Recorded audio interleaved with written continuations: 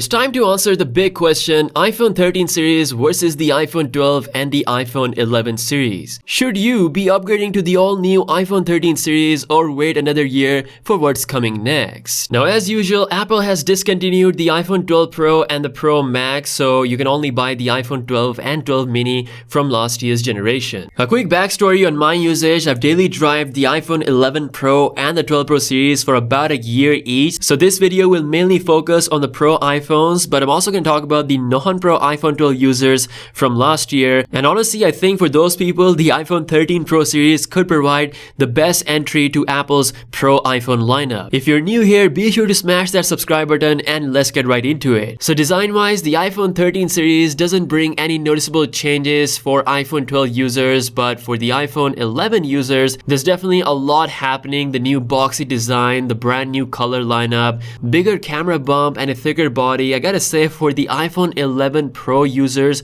specifically, it's going to be an extremely premium phone design upgrade. So from design perspective, it makes more sense for the 11 users, but not really for the 12 users. Now display wise, although Apple has made the OLED displays even better with each generation, there's really not that much of a big difference. Even the notch is just slightly smaller. The biggest difference will be that 120Hz refresh rate. It's gonna bring a heavenly smooth experience to the iPhone 13 Pro lineup, smoother than the already incredible performance that you get on the iPhone 12 Pro and the 11 Pro series. Using a 60Hz flagship phone in 2021, it really doesn't make that much sense, so 120Hz refresh rate may be a strong reason to upgrade even for the iPhone 12 Pro users. Now personally, I believe that 120Hz alone may not be a huge reason to convince majority of users that are already using the iPhone 12 Pro series, but for someone coming from the iPhone 11 series, it's going to be a major jump. You get better colors,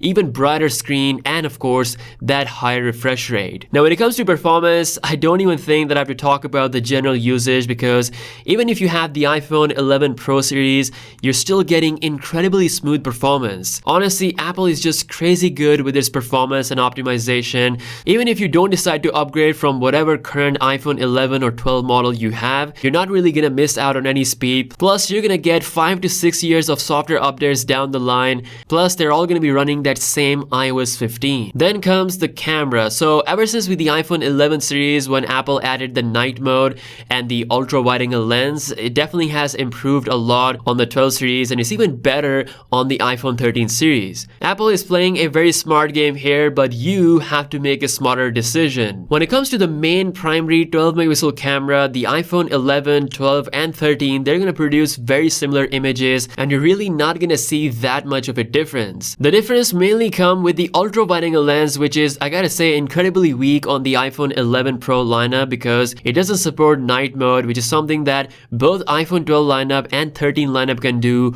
on all lenses. Looking back at it, the biggest downside of iPhone 11 Pro series camera was definitely that ultra wide angle lens. Now with the 13 series, you not only get a better ultra wide angle lens, which is now having a much larger aperture at f1.8, you also get autofocus, which turns this ultra wide angle lens into a macro camera. Personally, I wanted to see the macro camera on an iPhone for a long time, because this is something that again I've seen on pretty much every Android phone, something that my S21 Ultra can do. It's now finally here on the iPhone 13 series. Then comes that cinematic mode, which allows you to blur the background, and it's got that rack focus thing which looks really good. And of course for the pros, we have the ProRes RAW video recording, which gives you all the extra detail with the video and allows you to edit everything in the post. So all of these new features, including that new 3x optical zoom for both iPhone 13 Pro and the 13 Pro Max, the upgrade definitely makes a lot more sense for the iPhone 11 Pro users, the standard iPhone 11 users, as well as for the non-Pro iPhone 12 users from last year.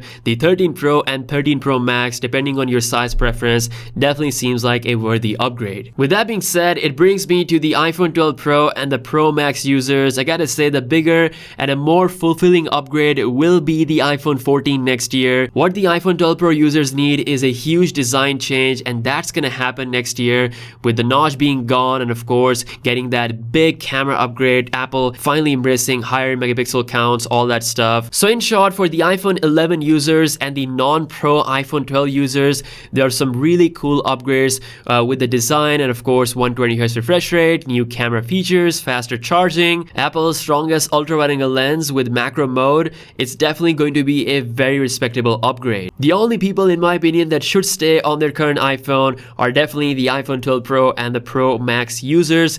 Let me know if you agree. Let me know your thoughts in the comment section below. If you guys are new here, be sure to subscribe. With that being said, I'll catch you guys later. Peace out.